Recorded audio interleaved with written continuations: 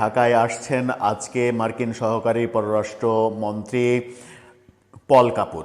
এটা খুবই ইম্পর্টেন্ট একটা সফর এবং এই সফরে পল কাপুর সরকারের বিভিন্ন ব্যক্তিদের সঙ্গে, গুরুত্বপূর্ণ ব্যক্তিদের সঙ্গে আলোচনা করবেন, ব্যবসায়ী নেতাদের সঙ্গে আলোচনা করবেন, এমনকি শোনা যাচ্ছে আওয়ামী লীগের অনেকের সঙ্গে আলোচনা করবেন।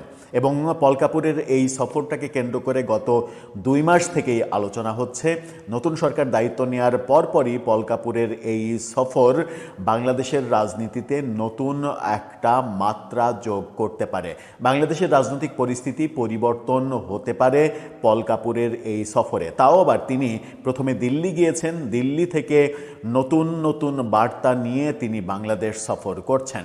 এই মুহূর্তে আমরা জানি যে ভারত আমেরিকার বন্ধুত্ব আবারও জোড়া লেগেছে। সুতরাং ভারতের চোখে এই অঞ্চলকে যদি আমেরিকা দেখতে চায়, তাহলে বাংলাদেশের রাজনৈতিক ইস্যু, আওয়ামী লীগ, শেখ হাসিনার প্রত্যর্পণ, আওয়ামী লীগের রাজনীতির ওপরে নিষেধাজ্ঞা প্রত্যাহার করা, এসব অনেক আলোচনা তিনি করতেই পারেন।